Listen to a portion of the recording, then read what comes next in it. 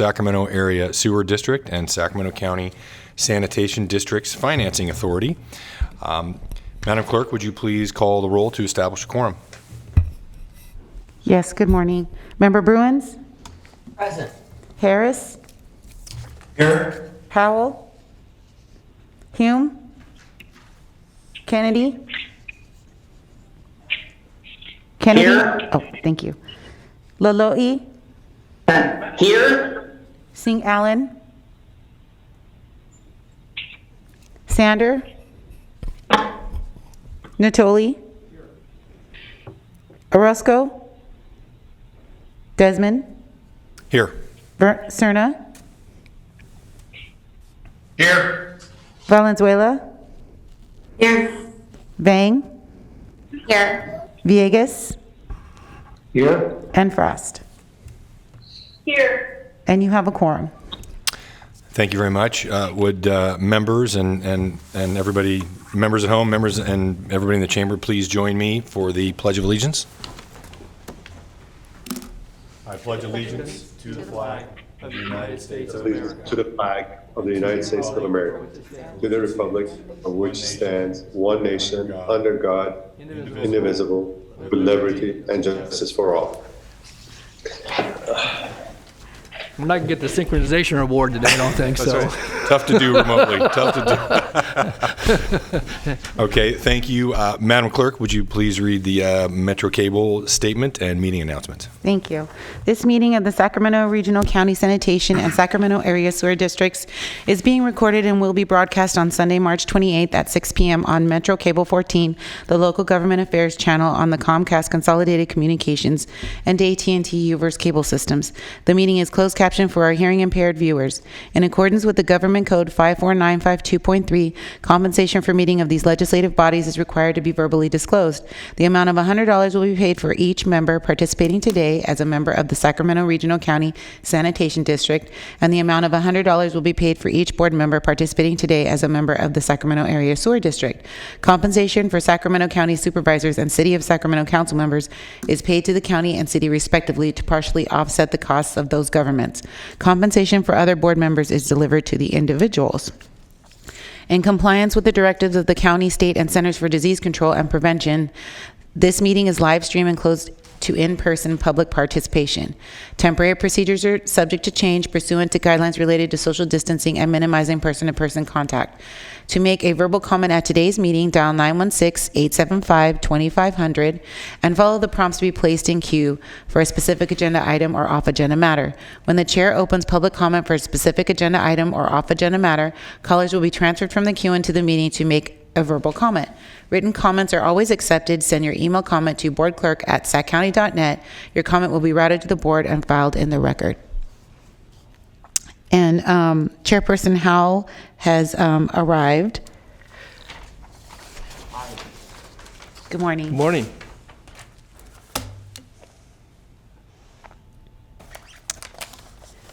And if you'd like, I can call item number 1, or the consent items. Acting as the Sacramento Regional County Sanitation District, District Consent Matters 1 and 2. Any questions? No, I'd move the items. A second. We have a motion and a second. Call the roll, please. I'm sorry, was that a motion by Mr. Natoli and a second by Mr. Desmond? Yes. Member Bruins? Aye. Member Harris? Aye. Member Howell? Aye. Hume? Kennedy? Kennedy?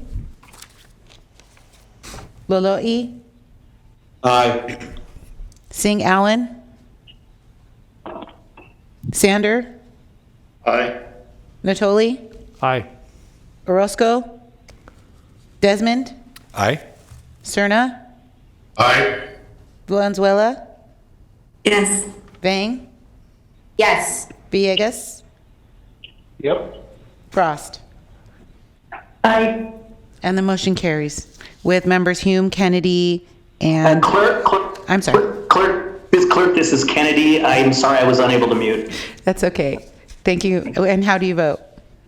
Aye. Thank you. And the motion carries. Thank you. And our next item is Comments from the public? Public comments. I do see a public comment for item number 2. And I did not see that before. Would you like me to take that public comment? Yes, please. Okay. Yes. Please transfer the public comment to chambers.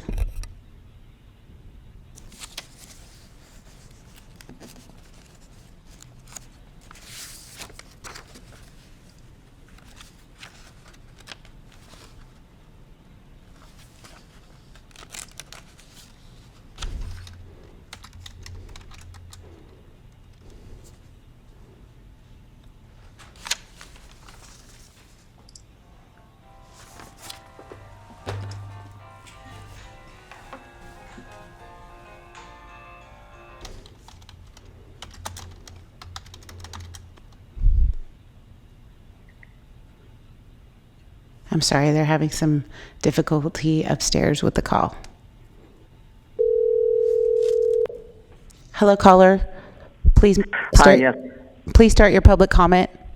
Yeah, actually, my name is Sean Beck. I just sent an email to the clerk. The firm I work for, Ascent Environmental, helped prepared the addendum on agenda item number 2, and so I'm just available to answer any questions if they come up. And this was the only way I found to be able to call in to be able to answer questions if needed. Okay, thank you. Well, the good news Thank you. is we didn't have any questions. Yep, it's already approved. Thank you. Good job. Oh, it's already approved. Okay, thank you. Good job. Thanks. Okay, and that you do not have any other public comments. Okay, then we'll move on to item number 4. Item number 4 is the update on Harvest Water Program. Presenter is Christoph Dobson.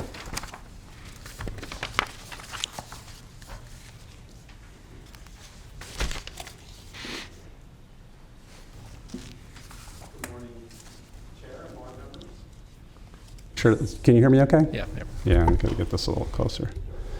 There we No, go. you're good, Christoph. The mic wasn't on yet. Well, there it goes.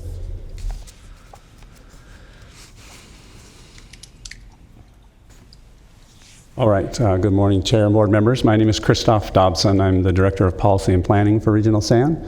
And today I'm going to give you an update on our Harvest Water Program. Since it's been a little while and we also have some new members, I'm going to give some background on the project, give you an update on our status so far, and then also talk about customer recruitment and a very important issue on finances. So starting out with the background, I want to get you up to speed on the project itself. Up at the top of that map on the right is our treatment plant.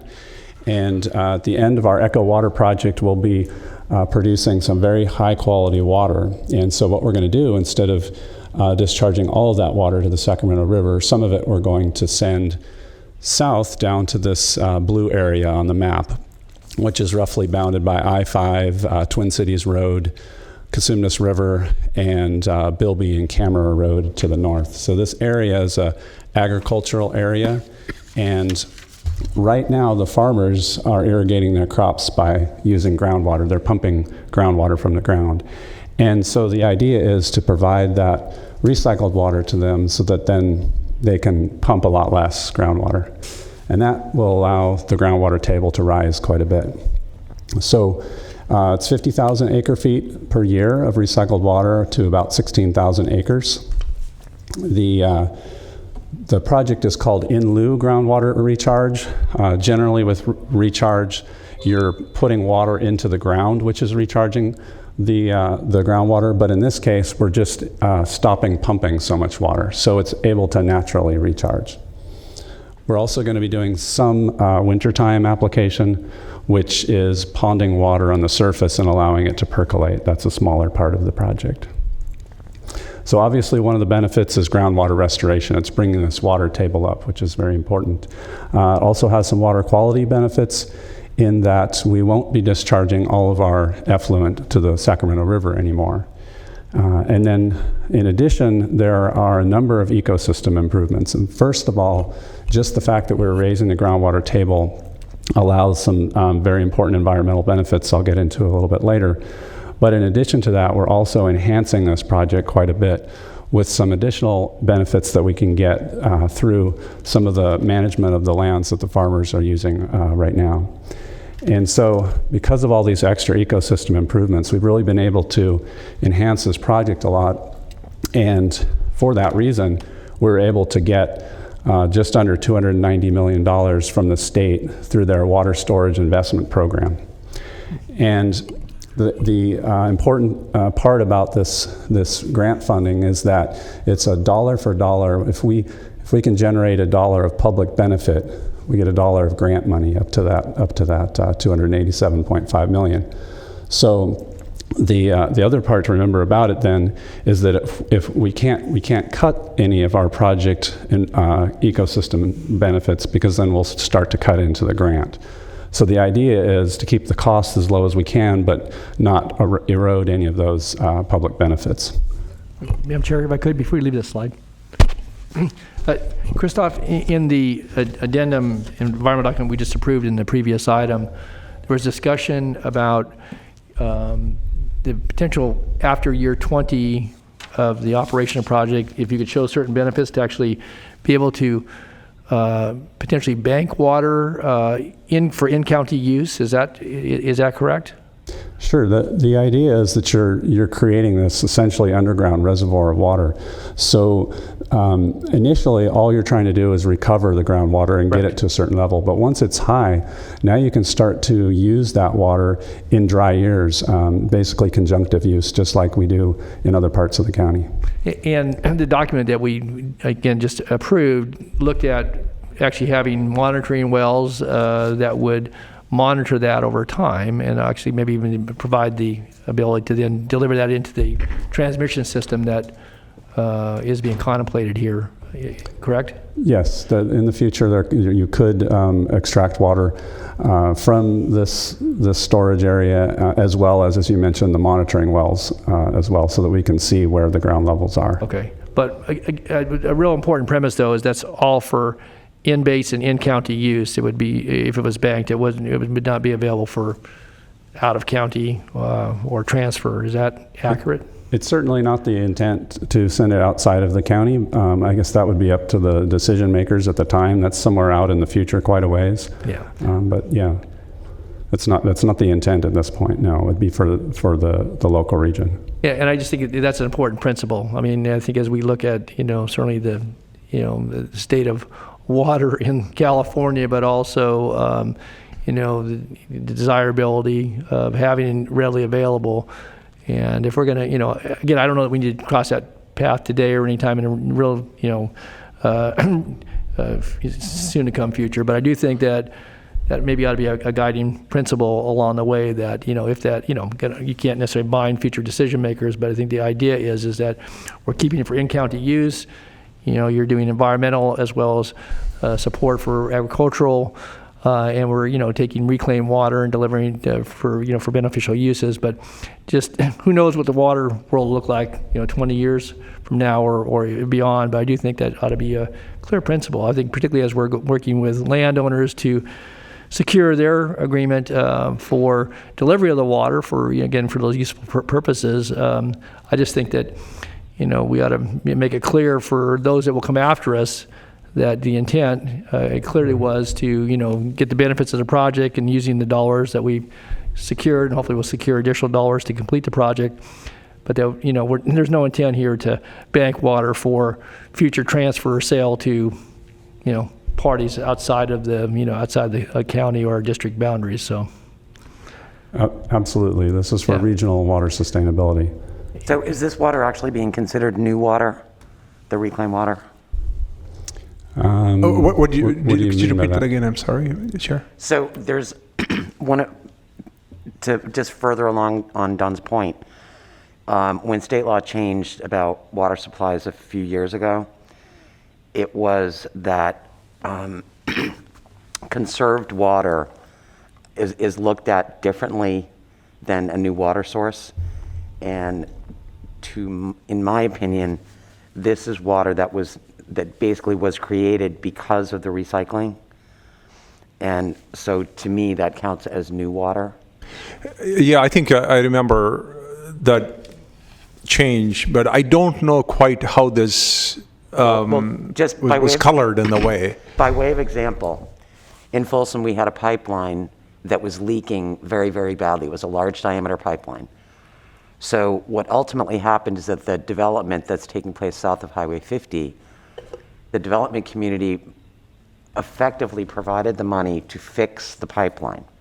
It was a lining project, and the amount of the amount of water that was going to be saved by fixing that pipeline that had been leaking for many, many years provided significant amount of water to the point where the savings from fixing this pipeline is effectively providing all of the water needs for all of that area in Folsom Ranch, that 3,600 acres. The SOI area. So it's right. So it's something to look at, and I would recommend that you talk to Folsom's utility staff, because we did some resolutions to ensure that that water that went toward conservation initially, that we wouldn't be forced to then transfer that water outside the city. We definitely will look at that. Again, my memory is not that good this morning with respect to, we did have some discussions 2 or 3 years ago when this was being brought about. It has to do with service area and the fact that water was not being provided, and this is an even weirder situation because we're a wastewater agency, not a water provider. But the fact that it's providing water to what is basically a new customer may shade the way the state of California looks at that water. So we should just... One of the relevant things that I want to mention here is that just this morning, I think, those of you that have read that they issued an advisory, the Department of Interior, because it's a drought and a very low delivery year it's going to be. The district's been working with the Regional Water Authority in the water accounting framework. We actually funded, I believe, probably close to $300,000, if not maybe slightly more than that, to work with the other water entities within the region to develop that accounting framework, which becomes the baseline for future withdrawals, and will help set the withdrawals and for local use. And also, to Director Natoli's point, I think this board has approved the guiding principles of how this project is going to deliver water. There's nothing in there that indicates that we would be exporting outside this region. I mean, obviously there has to be other things that has to be approved before that ever contemplated. I think your point is that we already have enough certainties that it's going to stay here. But again, like you said, 20 years down the road, what conditions exist, and think at that time. Right, and especially if you look further south at the overpumping and the ecological damage that is causing, significantly south of here, where they have in fact ridiculously overpumped groundwater. If I could, we worked very hard, and obviously we're still, in process of actually building the project, but to secure the water. And I think part of the argument, if I could just frame it this way too, kind of to Carrie's point and what you said, Prabhakar, is that, part of our argument is that a good portion of the water that comes through the regional plant that's treated is groundwater that's generated here in Sacramento County, whether it's in the municipalities or, or the unincorporated area that goes into the system. And so to secure that and to, claim it or reclaim it before it was, basically released to the river, which has obviously beneficial purposes, but then downstream users pick it up as well. And I just think it's important for the agricultural, the environmental, and, when we look at our groundwater sustainability, planning that's going on, this is a key piece. I mean, certainly for this part, and I think it's mentioned in some of the the staff work, and it's right on the edge of the delta. In fact, it touches the portions of the legal delta right on the edge. And I just think there's all the elements of benefit that go with this. It's just important that if we achieve what we're talking about here and actually stabilize the groundwater, maybe even see some bounce back over time, that not be taken for granted, and that somehow then it gets to be consideration for exportation or exporting, excuse me, of the water. But again, that won't be, decision made by a lot of folks here today. But I just think we need to make sure that, the principles by which we pursued this project and the good that it's going to achieve need to stay within the framework of the area that's being served here, and it certainly includes Yolo County and West Sacramento as well. But I think that's a real key principle in my view, and I would hope that future generations will stand behind it as well. Well, and and as you will recall, this project has really been in the works for something probably very close to 20 years. As an idea, yeah, you're Yep. right. Yeah. Early 2000s, yep. Yep. Member Harris has his hand raised. Okay. Yeah, thank you, Chair. To Director Natoli's point, I have a slightly different point of view. I sit on the Regional Water Authority, and we're working on the Regional Groundwater Bank, and as well, SAFCA is working on projects to recharge the South Basin as well. I take a broader view about water supply, and while I appreciate that the intent is not to export water, the dynamics of our state water system change year by year. We're doing great work to conserve water, to recharge our groundwater basins, both north and south, and to work on conjunctive use. I'd point out that we're using state money to affect this project, and I certainly would not close the door on exporting water when we have excess water to areas that are in trouble. The City of Sacramento has done a groundwater transfer in conjunction with other water agencies this year, and even though it's a dry year, we feel that there is a mutual benefit in that we use the money to repair our wells, from our exports. So there can be mutual benefits by helping other regions. I would not say that we should dedicate water for export, but keep an open mind about the state water system.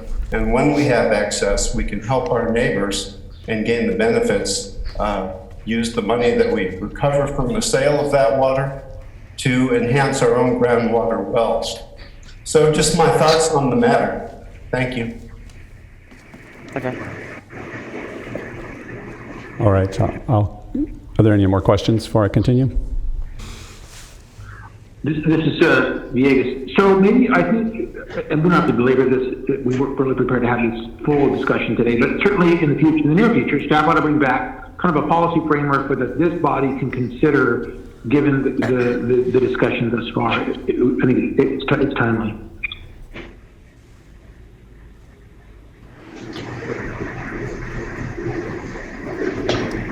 We can certainly do that.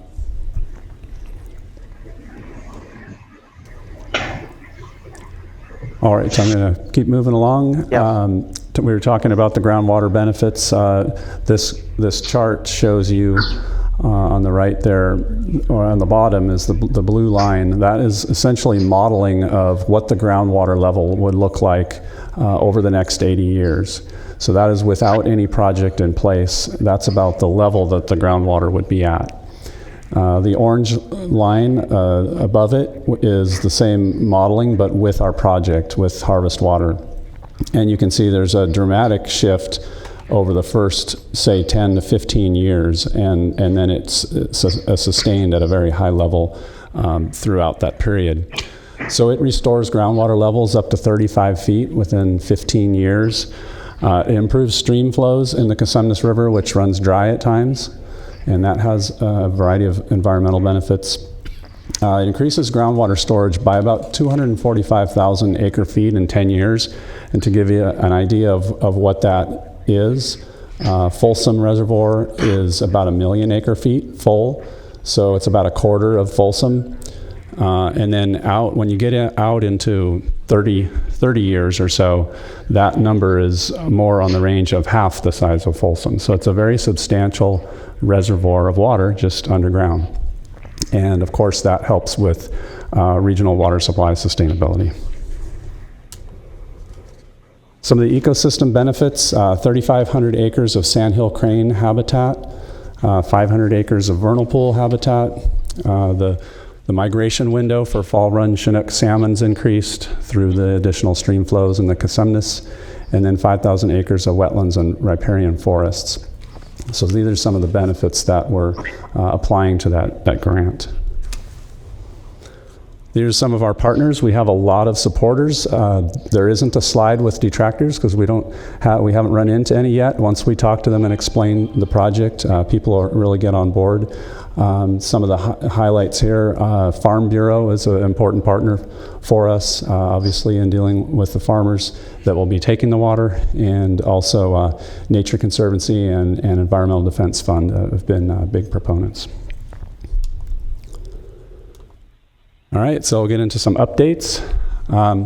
We've been doing a lot of work with the landowners, and there's two paths here. One is getting them interested in using our recycled water, and then the other path is what we call the eco plan, and that's where we get involved with some of these additional environmental benefits. And it could be things like they would agree to pond water on their site, on their property. It could be certain types of plantings that they would do. It could be weed management or maintenance of riparian forests, so new plantings. So there's a variety of things that landowners can do to enhance this overall project. We have to annex the area, that blue area, into our service area so we can provide recycled water. So we're going through the process of annexation with LAFCO. And actually, we hope to be done with that process in April. We have a hearing scheduled, and we hope to be through that process. There's nobody that's opposed to that annexation, correct? We haven't had any opposition to that, no. And we've been doing a lot of outreach with making sure the various water districts that could potentially provide water down there, irrigation districts, et cetera. So there's no opponents. We are also working with state agencies on agreements because we have to show that these environmental benefits are going to be achieved. So we have to be able to monitor the benefits and make sure that we're on track. So there's agreements that have to be put in place for that. We've been doing a lot of CEQA work. You saw just the previous item. That was actually the last of the CEQA documents that you should be seeing. So we should have the full CEQA coverage at this point. We're doing work on permitting with the Regional Water Board. We have a couple different types of modeling that we're doing. One is the groundwater to see where those groundwater elevations are going to be in the future. And then also modeling the ecological benefits, and the idea being that when we have this information, we can develop alternatives to get the lowest cost alternative that still gets our environmental benefits that we're looking for. We're also obviously working with the farmers on actual agreements. We will have an individual agreement with each property owner, and they will also be in our service area, so they'll be a customer, but we'll have a separate agreement with them. And then, of course, in order to make this all possible, we have to build a lot of infrastructure. So the capital program is getting rolling, and I'll show you a bit of that. This is what the pipeline system looks like. Right up at the top, there will be a pump station at the treatment plant, and then about a little over 40 miles of pipeline, 12-inch up to 66-inch diameter transmission main and distribution system. The colors are just showing some different groupings of pipes that might make for an efficient way to do the projects. And it gets all the way down to the on-farm connections. This would be the pump station. It comes right out of our tertiary treatment facility of ECHO. So as soon as ECHO water is done, that water will come out of the filtration system and the chlorination, and it will head through this pump station. It's a 105 million gallon per day pump station. We're looking to get the design done by fall of 2022 and then constructed by the end of 2024. This is just an overall schedule, give you an idea of some of the activities. The green bars on the top are more of the administrative type functions, the non-capital stuff. And then the blue bars are the individual projects that will be building those pipelines and pump stations. And the key milestone there is at the bottom, the purple water drop. That is when we hope to start delivering recycled water, and that's at the end of 2024. All right, a little bit on recruitment and outreach for 2020. Of course, we went through a branding process. We had a pretty long, clunky name that didn't necessarily explain what the project was about. So we are now called Harvest Water. So far, it's been pretty good reaction to that new name. I think people like it and it's caught on. We have done a lot of confirmation of interest from farmers who would be using this water. So we have 37 letters of intent saying that this is not a legal commitment yet, but it says, yeah, we're interested. We have been doing a lot of work down in the details, getting onto properties and figuring out how we're going to be connecting those pipelines that I showed earlier down to the actual irrigation systems on the properties. And then we've started to do a fair amount of work on the eco plan, as I mentioned, communicating with farmers again about their interest in being involved in this eco plan. And we did actually a landowner interest survey on that, and I've got a little bit of slide on that as well. So these are our letters of intent. Basically, the green area are yes or maybe, so we're pretty comfortable. These properties are interested.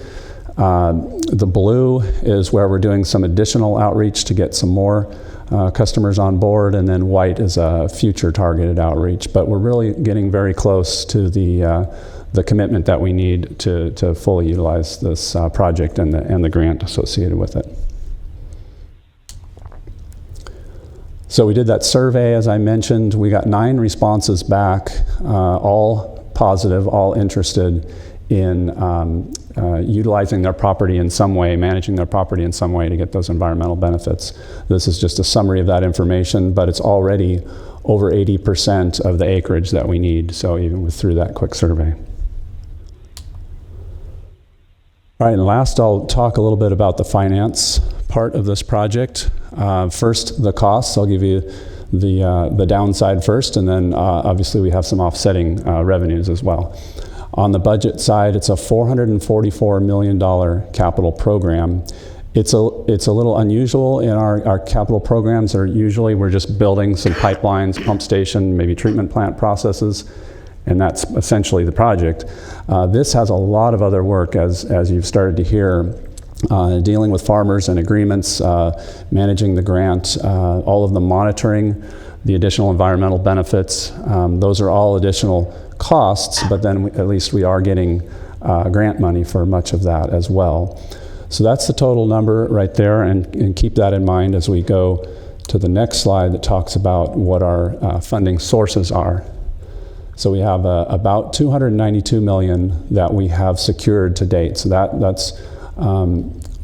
is in place, mostly from the state, and then we also got some federal funding from U.S. Bureau of Reclamation. In addition, we are still actively pursuing additional funding, and we have put this in a range of $6 to $50 million potential additional dollars that we don't have locked up yet, but we are optimistic that we can at least bring some of that in.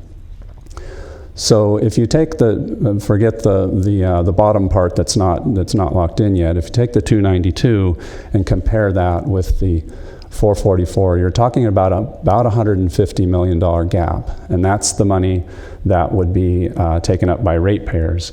The one important note on the ratepayers contributing to this is that this project provides us with an alternative. Right now, the only thing that we can do with our effluent is discharge it to the river.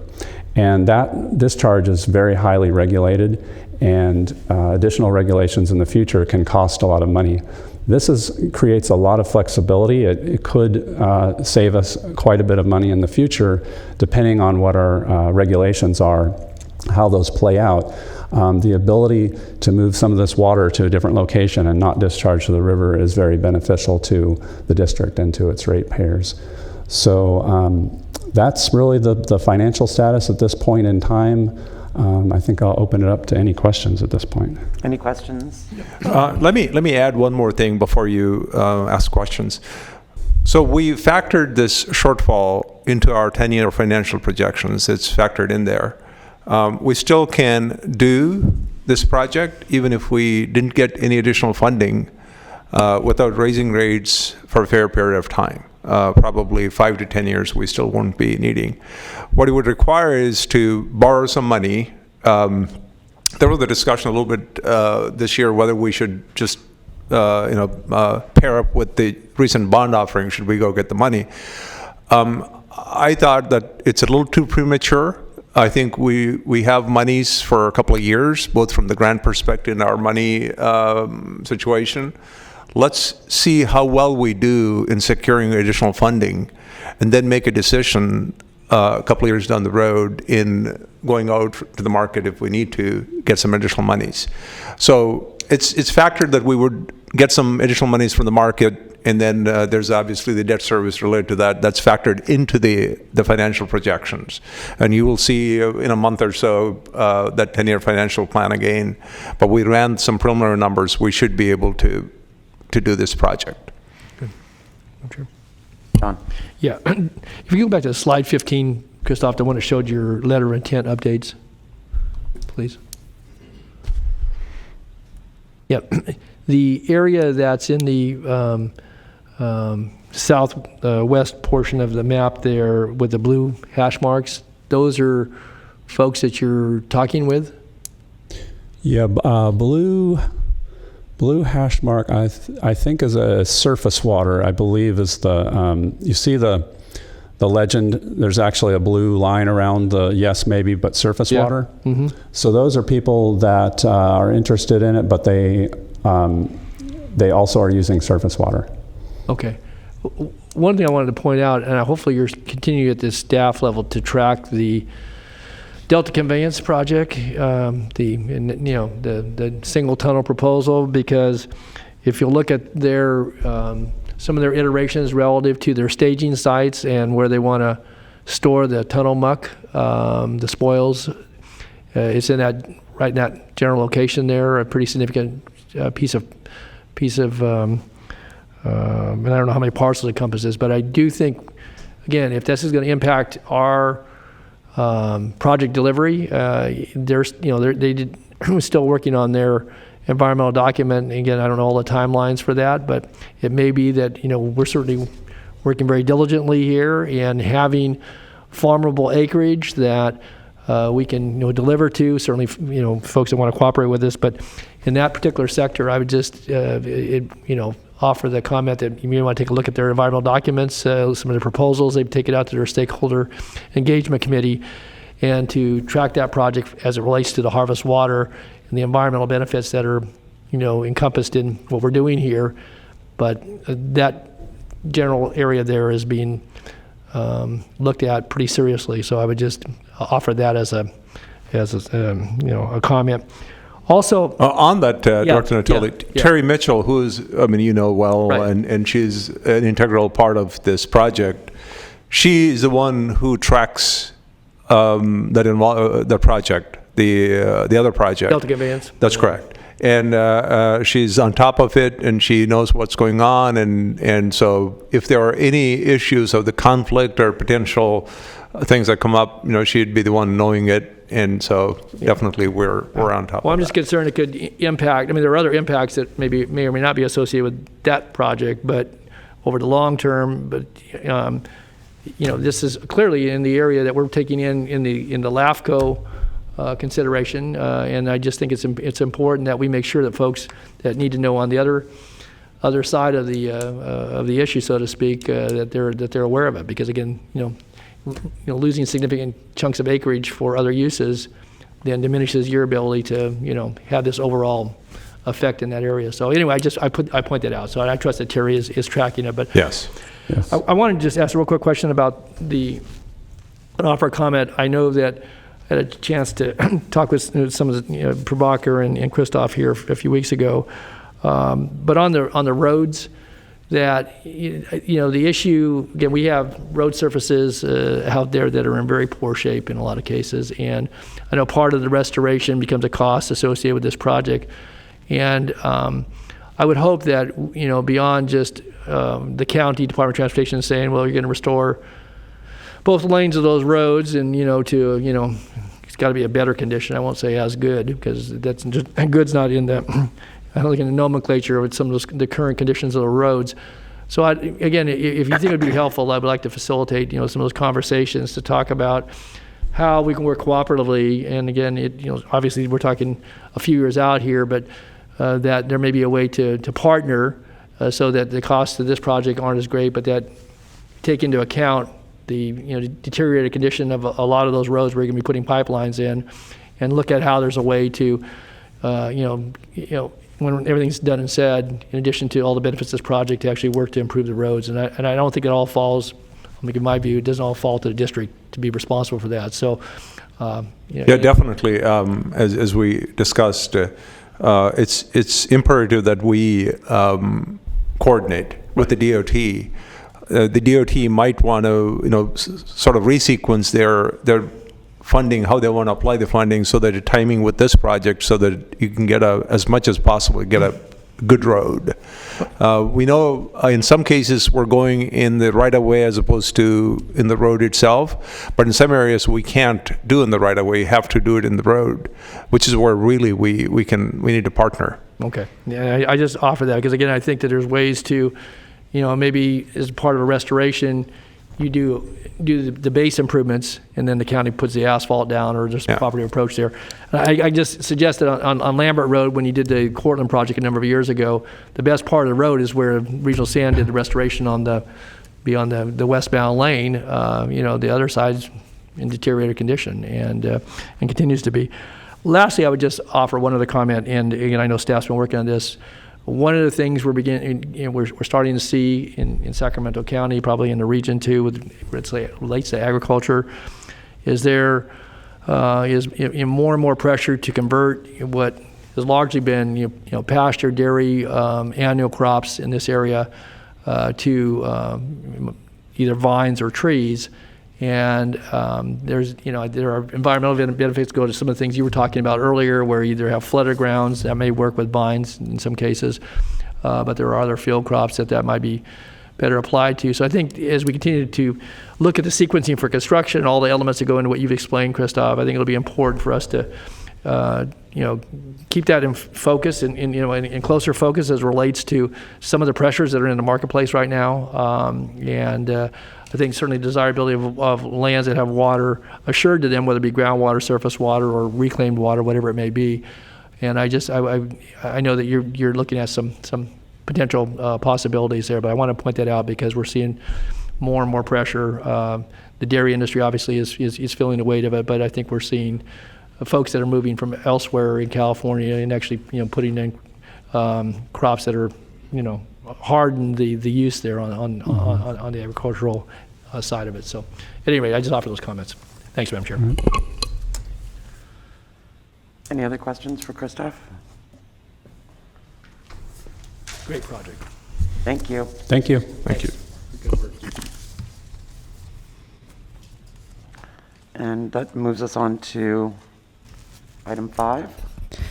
Item number 5, acting as your Sacramento Regional County Sanitation District and Sacramento Area Sewer District Guiding Principles for Staffing and Support Services Study. Good morning, Chair, members of the board. I will start the discussion, and if there are questions, I may have others weigh in if I can't answer.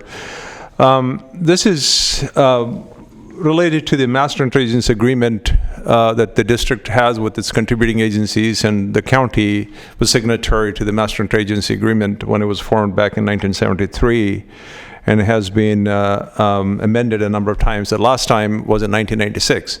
The only member on this board that happened to be the signatory of the last amendment was Director Natoli, none other than, and nobody else were signatories to that. Yeah, John was only 5 at the time. Yeah. I wasn't a legal agent.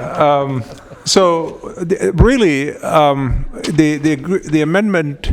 So we were amending the agreement with the rest of the contributing agencies. Actually, there's a couple of agencies that have already adopted the amendment. The City of Folsom finished theirs, and I think City of West Sacramento, I believe last week, did theirs. City of Sacramento is behind. It's coming up in early part of April, and then we're now teeing up here in late part of April here for the Regional Sand and the Sacramento Area Sewer District. So one of the provisions in that agreement is It's very simple language, probably suitable at the time the agency was formed back in 1973. All it said was, the Sacramento County shall provide staff for the operation of the sanitation district, and the district shall pay reasonable charges. That was it. I think for the first 20 years or so, this probably was okay, and because the way it was operated, it was not operated as necessarily an independent utility. It was more embedded within the county structure. There was more operated as a county utility, even though both districts are independent utilities. A bit more autonomy started to come about in early 2000s. It's basically between 2004 through about 2010. There are some changes that were made within the county code to provide the autonomy.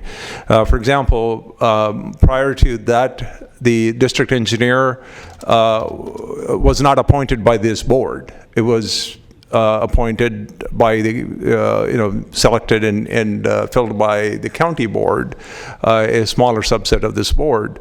So in 2004, that changed where the district engineer gets appointed by this board, and then the county, ratifies that appointment. There's a few other changes that came about. So as we were looking at amending this agreement, Master Interagency Agreement, which currently expires in 2024, we also took a look at the staffing provision. What, if any, changes that should be made in the future relationship between the districts and the county with respect to staffing? So we have hired a consultant late 2018, and we tried to coordinate with the county staff at the time. Initially, the county participated in the selection of the consultant, or in early parts of the consultant selection, but later withdrew the participation. The county did not want to make available its staff for interviews by the consultant, so that consultant can craft a report that's more looking at all sides of the issues. And that was a decision made by the prior county executive. And also there were some difficulties in accepting the fact that the districts are independent and should be operating as such by the county executive. So what we did is the attachment that you have is a draft report. We have never finalized it. The consultant looked at 17 different public entities throughout the state. 15 of them are water or sewer districts, and a couple of them are cities that are providing the services, to draw upon various aspects of the district operation to see how in the future the district should actually provide its services in this area, and made recommendations. Basically, the recommendations are that for most part, the consultant recommends that the districts actually have the independent staffing and bring a lot of staff, the services that are being provided county outside the district staffing realm to within side. So that's the recommendation. What happened is, once the study was, draft was prepared, and we provided that study to the county side for comments, and we really have not received any written comments until now. Some of the county executive staff participated in the various proceedings that had gone on from that point until now.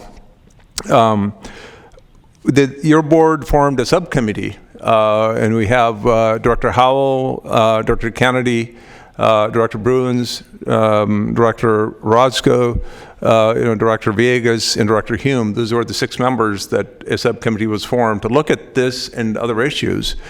So the study was presented to the subcommittee, and the subcommittee suggested that we prepare guiding principles. So to use in the future to guide our decision making in terms of how the relationship should be.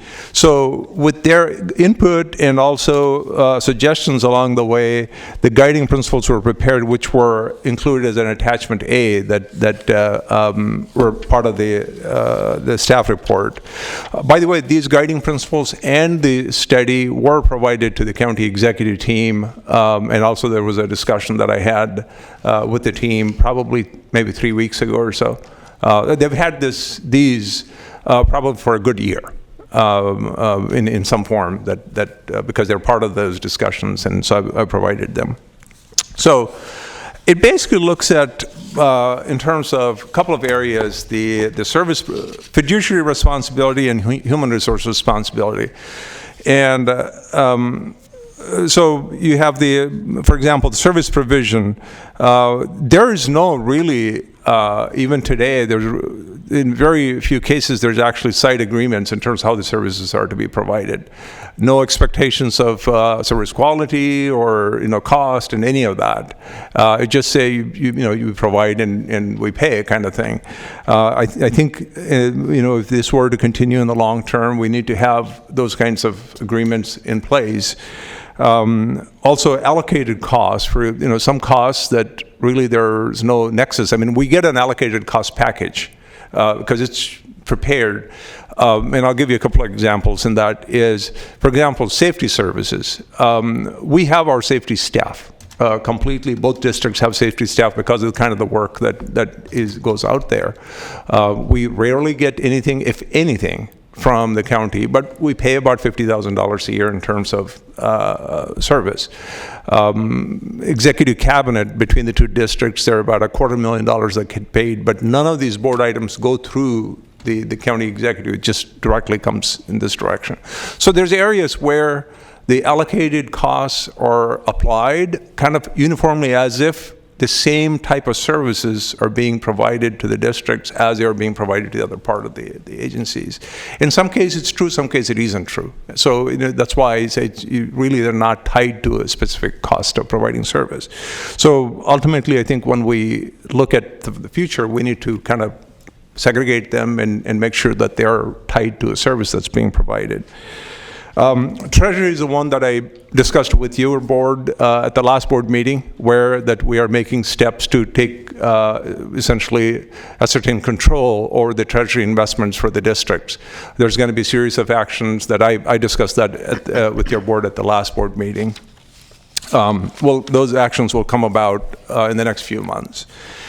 I think the biggest area where the difficulties lie in terms of the service provision is the human resources.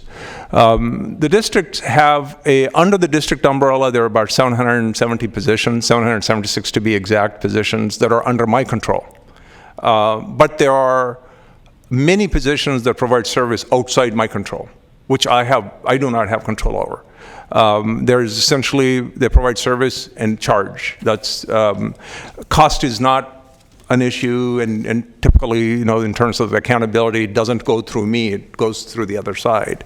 I'll give you an example. It's not a question of lack of accountability, it's just the how it goes.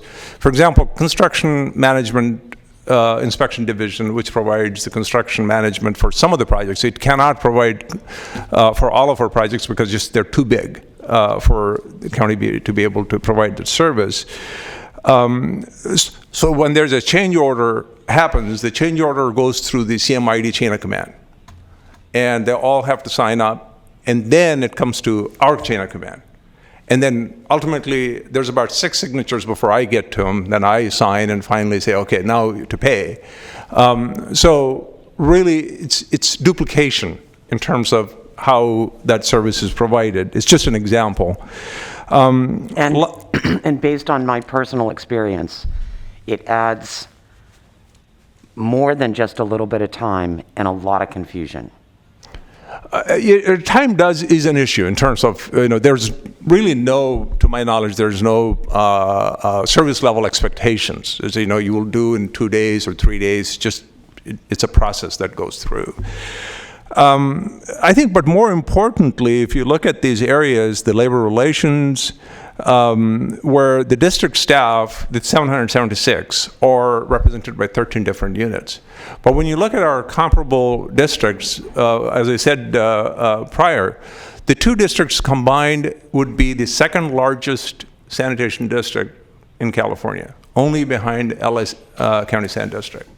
So every other sanitation district is smaller, both from the staff-wise and the budgets-wise, than the districts are. And when you look at the comparatively, there are 3 or 4 bargaining units generally represent the sanitation districts, but we have 13. So it's difficult to focus. And then also our staff doesn't get quite the representation that it needs when you're that distributed, and their issues aren't necessarily always given the weight. And I mentioned a few of them. For example, high voltage electric issues, and that's been a nagging issue for many years that just doesn't get addressed because our electricians are roughly only 45% of the total electricians of the county side. They don't quite have the majority. So that's an issue that we also, there are times that there were job actions that are not because of the county or the district's financial issues, but that affected the districts as well. The strikes, the furloughs, the layoffs, which we had some side letter agreements, but they were not necessarily adhered to, in terms of that they wouldn't be affecting the district. So, and also civil service recruitment is the same way, and job, in terms of creating the new job classes, it takes a long time. We have, the class studies can take almost 3 years, if not longer. Christoph is going through a study that's, I think, is about 3.5 years now. It's very slow. So there's a lot of these issues that are related to the HR side of it, that need to be addressed in the longer term. So the idea is that we have developed these guiding principles, and then we want to go to the county side and say, what can be done? Can you provide services in this fashion, or can you not provide service in this fashion? Or do not want to provide service in this fashion? Because there may be reasons why the county shouldn't want to, because remember, the districts are only about 7% of the entire county staff. The county's got about roughly 11,000 people, and the districts make up about 7-8%. So you may not want to provide in the way the staffing for the 8% when it affects your 92%. You don't want to do that. So there's a reason why you can't or you won't. So we need to really figure that out and then make a decision what to do in the future. So the way the study recommendation is to essentially bring everything in-house and have separate staffing, with the exception of the board, the clerk of the board, because we can share costs, and as well as the IT. There's some areas of IT. The districts provide about 80% of its IT internally. About 20% is managed by the county IT folks, both the wide area networks and the external servers and things like that. So the recommendation is to continue, because there's feeling that there's a win-win for both sides. So the idea is that on a future discussions, we really need to focus on providing services that are win-win for the both sides, not win only for one side. And let that be the guide in terms of how the future holds for the districts and the county. Again, the reason why we started earlier is the current agreement expires in 2024. And if once the decision is made to go a certain direction, it takes time. So it gives us the next roughly 3 years to kind of plan and make the necessary moves. So with that, I'm going to sort of stop and see if you have any questions. And again, I want to thank the subcommittee that participated and provided guidance to bring us where we are today. Let me just say one more thing. So my plan is, again, I wanted to bring this here, and then I want to explore some things with the county side, and then by about July, August timeframe, that I will provide some recommendations in terms for the future. How it should be based on what what my discussions are. And then, obviously, like I said, that takes a fair bit of time afterwards to implement the direction that needs to go.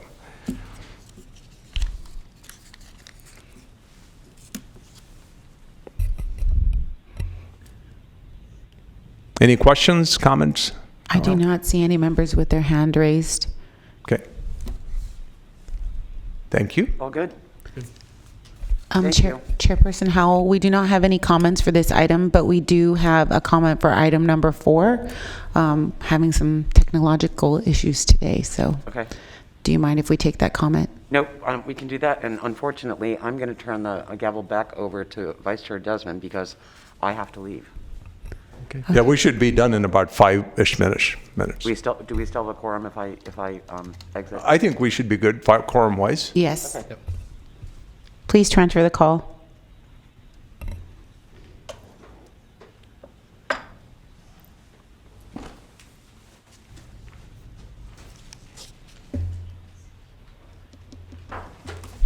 Take care. Bye-bye. Hi, caller. Please start your public comment. You have 3 minutes. Thank you. For the record, my name is Suzanne Pecci. I'm a member of the general public and a member of the Agres community in South County. And this is my first time commenting before your board, but I have been looking at the Harvest Water Project for several years, and I am in support of that project. I also I appreciate Don Natoli's comments with regard to this project and the future of water banking in South County area. But I also feel that the principles of the reasons for the project for which the grant was obtained should be pursued and retained for the area. That water should not, at this point in time, even be discussed as going out of the area, being sold. I understand the reason for the targeted outreach of this project for landowners and for the environmental interests, but at this point in time, as the projects are being used as management projects for the GSP that's being developed for the South American Subbasin, I really feel that there should be more outreach to the general community in Elk Grove that will be impacted and involved in this project, as well as the large Agres community in the area. They have no idea of the Harvest Water Project for the most part, no idea of the future goals of water banking, and I really think that at this point in time there needs to be an overview, an explanation of what your goals are, how Agres will be impacted as domestic wells are their sole use of water.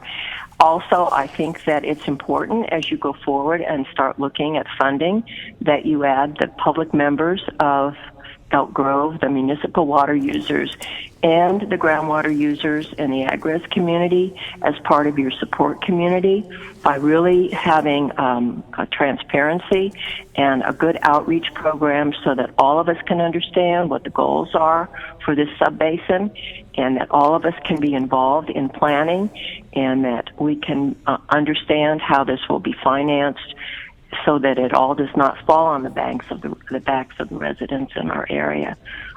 Thank you. Thanks, Suzanne. Thank you for your comments. And back to item 5. Clerk, did we have any public comment on? We did not have any public comment for item number 5. And just to confirm, there were no other board members asking to speak on item 5? No, there were none. Okay, with that, I believe we can go to item 6, correct? Acting as the Sacramento Regional County Sanitation District and Sacramento Area Sewer District, Miscellaneous Director and Director Engineer Matters. Chair, just a couple of announcements. So our next meeting will be on April 14th. We will be presenting the budgets for both districts on the day with the hope of having the budgets adopted by the end of April or first meeting in May. That's the plan. The second thing I wanted to mention is I have been sort of advocating for staff for a fairly long time as the vaccines are becoming available.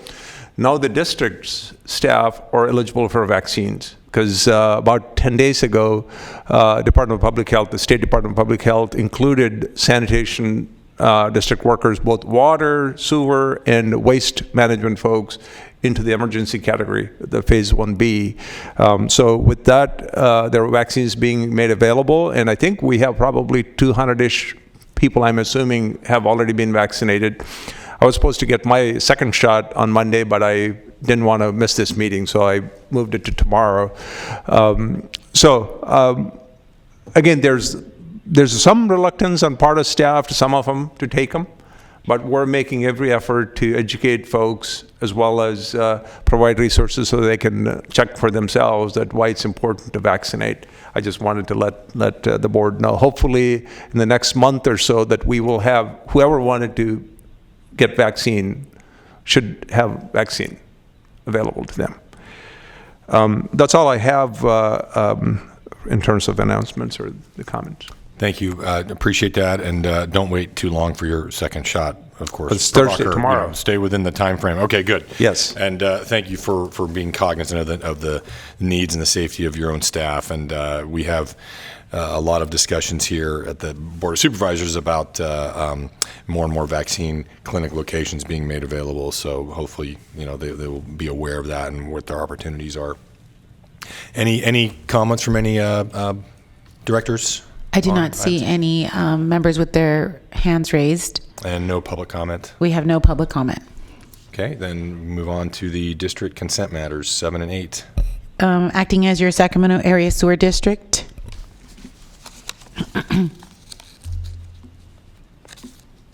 Move the items. Item 7 and 8. Item 7 and 8. I have a motion from Member Natoli. Okay, I will second. And please call the roll. Any comments from board members on these two consent items? I do not see any hands raised. Okay, we have a first and a second. Please call the roll. And for the record, we do not have any public comments for these items as well. Thank you. Thank you. Member Bruins? Aye. Member Hume? Howell? Kennedy? Aye. Natoli? Aye. Desmond? Aye. Cerna? Aye. Vang? Sander? Aye. And Frost. Aye. And the motion carries with Member Howell and Vang absent. Oh, I'm here. Oh, My I'm mic sorry. is off. Thank you. Member Vang? Yes. How do you vote? Yes. Yes. Thank you. And the motion carries with Member Hume and Howell absent. Okay, perfect. That brings us to miscellaneous matters, and I don't believe we need to take any action on those. Are there any comments from any board members? I was going to make a comment. I'm not certainly a board member, but I was going to call you out last. I'm trying to go ahead. No, I'll wait if any board members. I do not see any members with their hands raised. Okay.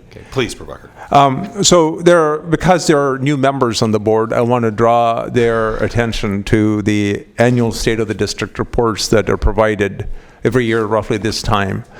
They essentially summarize what we have done the last year, and there's certainly many board members read these, but also there's one board member who shall remain anonymous, and I don't want to embarrass. I just want to I can give the gender away. I don't want to embarrass her, but she reads and she comments. This is essentially just highlights of the work that was done last year, and showing how we met the service levels. And I want to acknowledge the staff that worked to make this happen. Both the hard work that's by everyone that resulted in us providing the kind of service that we did, and also specifically a team of folks that worked to put this together. And we produce this annually, essentially to inform you, and also as well as the key stakeholders in the region. So we send these out, and there's a few that we publish. I wanted to mention that. Well, thank you very much, and thank you for all the efforts, your efforts and the efforts of your staff. Thank you. Okay. Yes. Director Natoli. Yeah, a quick question. I know in one of the consent items, we just did the extension of the ability for a director to waive penalties in assessments for delinquent charges. And I, again, thank you and your staff for administering that, and I'm sure you've helped out any number of ratepayers. I just wanted to ask, as you noted in the report, we talk about what we're permitted to process, gallons, million of gallons per day. And with the COVID over the last year, a lot of folks being at home, although a lot of the institutions not being, populated, schools and such, have we seen a market increase or decrease in the amount of wastewater we're processing versus, year-to-year averages or seasonal averages that we see?